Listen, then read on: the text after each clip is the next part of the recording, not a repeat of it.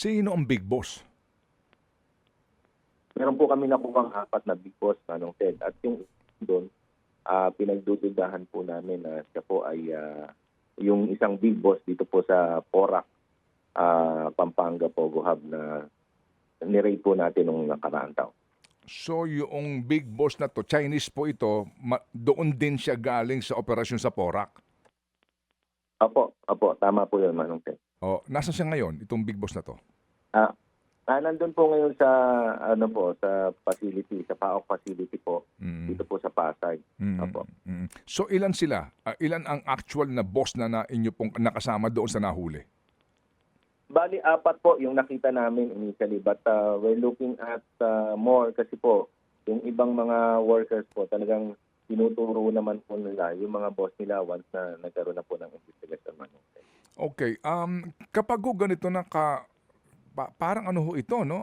Wala pa rin takot kasi buong building, tapos may mga van na naghahakot ng mga kawani nila. So apparently meron ba itong protector pa rin?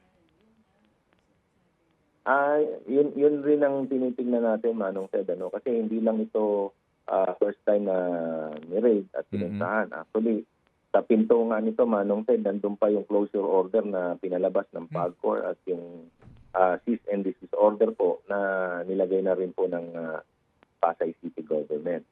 So, despite those things na ginawa sa kanila, pinasara na sila, tinanggalan na sila ng permit, nag-insist pa rin sila na mag-work. So, bakit ganun kalakas ang loob nito, mga Manong Ted? Kaya, yun po yung tapos nandun pa rin po sila sa sentro ng business district, sa mga business district dito po sa Metro Manila. Ito ba yung dati nyo nang sinalakay na merong torture chamber, Yusek? Iba ito? Hindi po ito kasama doon sa mga hinuli po at ni-raid ng PAOK. But kasi meron na, pinasara na po ito so definitely na-raid na po ito. Hindi ko lang alam kung sino po yun. Okay. So hindi ito na-operate ng PAOK dati, pero meron na siyang closure order from PAGCOR and LGU? Apo, tama po yan.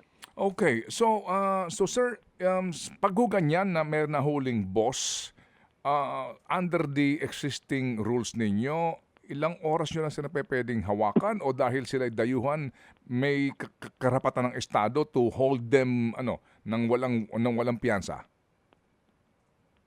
Opo, kasi itong mga to, wala hong mga pinapakitang dokumento, Manong Ted, as of last night. Wala ho silang working permit na pinakita. Even yung pagre-report mo nila sa Bureau of Migration, wala po silang pinapakita. So, we deem them na parang undesirable alien po ang stay nila rito. So, sila po ay subject for deportation. Not unless, Manong Ted, na talagang ituturo sila ng mga ibang workers doon na sila po yung nagpapatakbo, then mapapailan po natin sila o arrestuhin po natin sila sa pagiging involved po sa qualified trafficking.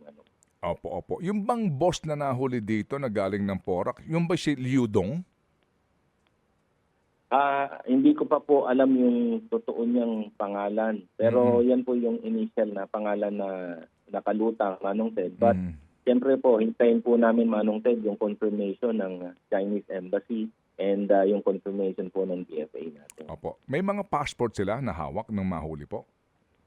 Wala po kaming makita not unless na maglalabas na naman po yung mga lawyers na pupunta po sa amin. And ito hong pag-raid ninyo dahil sa tip lang po ito o kayo mismo nang tumrabaho po sa informasyon dito? Ano po ito? May informasyon po kami nakuha and then kasama po namin dito yung CIDG and nung nagkaroon po kami ng case conference kung paano po ito papasukin, in-involve po namin at sinama po namin yung local government. Opo.